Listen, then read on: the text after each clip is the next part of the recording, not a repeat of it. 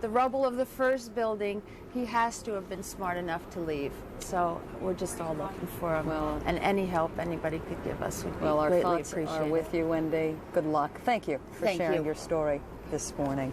Time to go back to Washington, D.C., which is exactly where we find John King again this morning. John.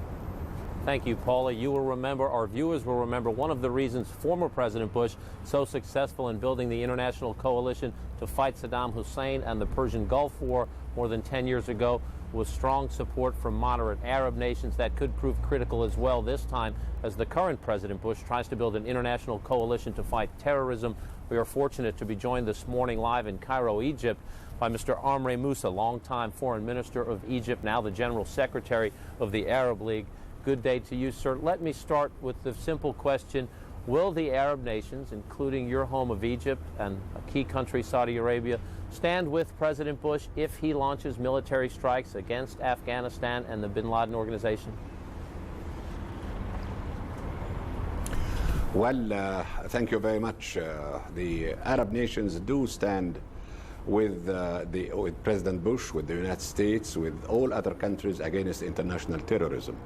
We are very clear in our position that we do reject any international crime of terrorism against anywhere, and in particular what happened a couple of days ago against the United States. We do understand and appreciate the stand taken by President Bush that the United States will not let go after what happened. That we do understand and appreciate. But what could be done and what should be done, we stand ready to listen, to hear, to be consulted. And until now, we don't have the contact or the consultations on what will be done. That is one. Two, we listened carefully to what Secretary of State Powell has said the other day about actions to be taken by the U.S. Against terrorism. And he called the all-out war, and not necessarily military, but also economic, diplomatic, political, financial, juridical, etc. I believe this kind of definition is very important, and we stand ready to cooperate after proper consultations on what would be the action to come. Let me follow up on that point, sir. We are told by sources that in his conversation with Crown Prince Abdullah of Saudi Arabia the other day, President Bush was quite blunt in asking for the support of Saudi Arabia, and we understand he wants it from other Arab nations as well, but Saudi Arabia perhaps the key in cutting off financial support, any financial support to Mr. bin Laden in his organization, and also asking for Saudi Arabia and other Arab nations to take a tougher stand against the Taliban government in Afghanistan. Do you believe that Saudi Arabia and others will do that? And as you answer, sir, do you believe that there is leverage to do so, that there are significant resources in the Arab world that could isolate Mr. bin Laden? Well, Mr. bin Laden is not, does not represent the Arab societies or Arab people in whatever he does. We do condemn any terroristic activities that Mr. bin Laden would undertake or has undertaken. Therefore, the actions referred to by Mr. Powell as to take actions on the financial side, on the economic side, on the diplomatic and political will always be welcomed, provided that we understand and know exactly what kind of actions are going to be taken. But certainly, I agree with you that to dry up the sources of support of any terrorist groups should be done. Sir, I know in your conversation with Secretary of State Powell earlier in the week, you raised a concern. You were worried that because many of the suspect hijackers here are of Arab descent, that there would be some violence against Arab Americans here in the United States. You asked the administration to speak out forcefully against that. Are you satisfied the administration has done that, sir? I'm in fact satisfied, very much satisfied with what Colin Powell has told me, that this is the stand to be taken by the administration, and that President Bush and himself and others in the administration have undertaken to protect or to stand firm against any action on ethnic grounds. America is the collection of so many people from different origins. So we believe that Arab Americans, like Irish Americans, like Hispanics, like all others, do stand firm as Americans against what happened to their country. We do sympathize with sir, that. I need to stop you there, unfortunately. Sir, I'm sorry, we need to end the interview there. We're losing our satellite time to Cairo, Egypt. My apologies to Mr. Musa. We appreciate his thoughts, though, on this continuing crisis. Now for more to Miles O'Brien in Atlanta. Thank you very much, John. We've been reporting all morning about the widening investigation into those responsible for this attack. 19 suspected hijackers now been confirmed by the FBI on board those 4 aircraft, and all of them with either direct or indirect ties to Osama bin Laden. So suspect number 1 remains very high on the list as the FBI continues this investigation. Other agencies all around the globe conducting the investigation. What makes this an unusual criminal investigation is the end result of their effort might in fact be military action rather than something that happens in a court of law. Joining us to talk a little bit about that is General Wesley Clark, the former commander of NATO. Thanks for being with us. He's now our analyst. General Clark, when you talk about Osama bin Laden as suspect number 1, his whereabouts are not known for certain. He has, we're told by intelligence sources, at least a dozen camps just within Afghanistan designed to train terrorists. As a military person, when you're presented with that objective, what goes through your mind? Well, we have to ask, what really is the objective? Is it to strike a blow, or is it to really take apart the organization? Maybe it's first to strike a blow and keep it off balance. So it's, what's the objective? Where do we strike? When and how? So where is a number of different camps? We'd like to get specific information of what might be there and whether there are innocent people in there or whether it's just fighters. Now, as we take a look at a map of the region, you've got Afghanistan, obviously, where we think Osama bin Laden is. That's right. But it's important that the neighbors are in somehow reckoned with one way or another. And as it stands right now, the focus seems to be on Pakistan. Why don't you explain that dynamic for a moment? Well, as you look at the region, the access from the sea to Afghanistan is blocked by Pakistan. Afghanistan is a completely landlocked country. On the south and the southeast Pakistan. On the west, Iran. And so if we're going to get access to this country, we could come in from the north, we could come in from the northeast, or we could come in south or from the west. We've talked to all of the leaders in this area. We've heard some rather hostile statements from Iran. We know that Pakistan is under threat, and Musharraf has some major domestic difficulties when he takes a move in this. And so there's a diplomatic effort being worked right now to help Musharraf or assist him in making the choice to cooperate with us. It would be ideal to be able to have the support, full support and full cooperation of Pakistan. But we know that won't be easy.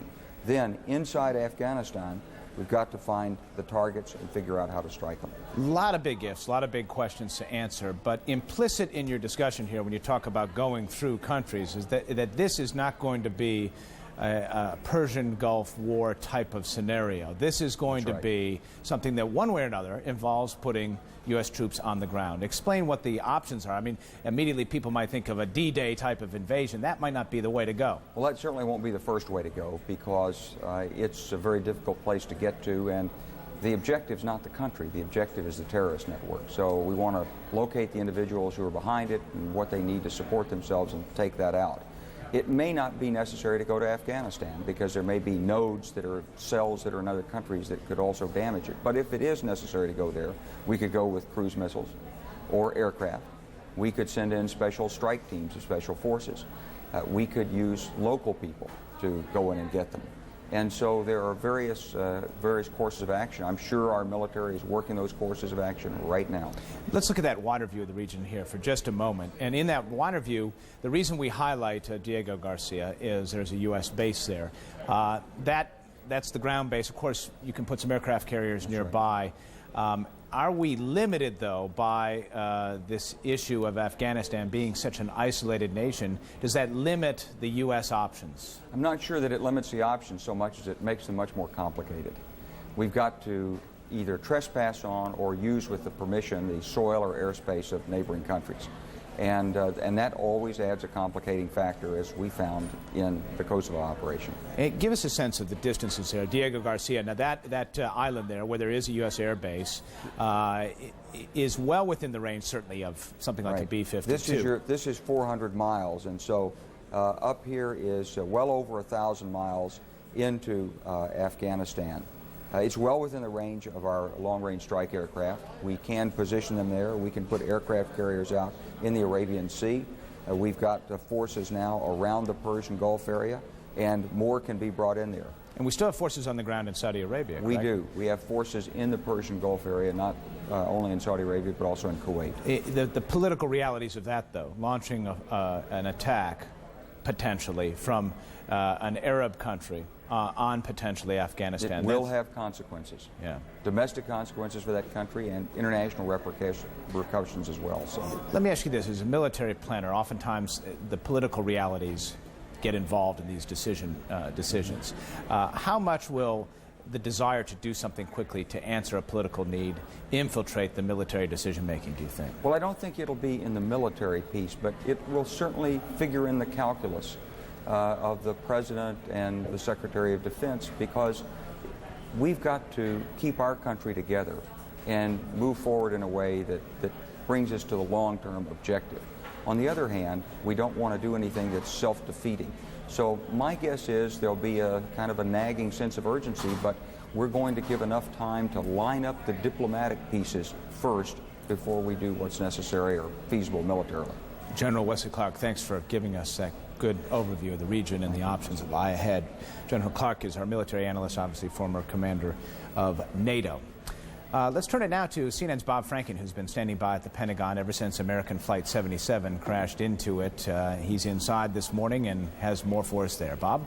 Well, the big news right now is the call-up of the reserves. As you know, President Bush has authorized the call-up of 50,000 of American reservists, U.S. reservists, including National Guard and reserve units from all the various services. The ones specifically that are designated have not been determined yet. Each service will decide how to fill its particular part of the operation, and then in the days to come will notify the individual units and sometimes individual members of those units that they have been the ones who have been called up or at this moment have not been called up. Of course, even the latter is not a complete elimination of the possibility. There is always a possibility that there will be other call-ups if this extends, as many people predict that it will. This being this new war on terror that has been declared in effect by the leaders of the United States. As for the Pentagon itself, the target of that plane that collided, it is still involved in the massive cleanup that is going to continue for quite a while. The big effort now is to try and make sure that the area that was hit by the plane does not collapse. The final repair of the Pentagon, we're told by officials, could take several years and cost well over $100 million. Miles? All right, CNN's Bob Franken at the Pentagon. We should point out as well the cockpit voice recorder from that flight was recovered. However, investigators are concerned that it was damaged so heavily that they may not be able to recover any information from it. It has been sent to the manufacturer, where specialists will take a look at it and hopefully capture the last 30 minutes of conversation in the cockpit, assuming it was working at the time. From the Pentagon, we take it back to New York, where the careful, excruciating efforts in the rubble of the World Trade Center continue. Paula? And Miles, it's much worse than any of us thought when you hear these stories about these rescue workers down there and the sludge and, the horrible smells coming from the site and forget the work the cranes are doing. They're actually taking pails and using their hands to recover some of what is left of the towers. We've talked so much about the generosity of the American spirit that has been so greatly exhibited over the last several days. It's interesting to note that the nation's largest corporations now have pledged more than $100 million to relief efforts since the disaster on Tuesday. Among those contributing $10 million apiece, Daimler Chrysler, Pfizer, AT&T, Microsoft, General Electric, 3 oil companies, Texaco, Chevron, Amerada Hess, have pledged $5 million each. Our parent company, AOL Time Warner, said yesterday that it would give a total of $5 million to 6 different relief groups. And I think and one of the most encouraging signs of all, as of yesterday morning, users of its internet service, America Online, have now donated an additional $6 million. Right now, we're going to pause to take a look at a tribute to so many of those lives that were wiped out in these multiple attacks. Frank Sesno has more.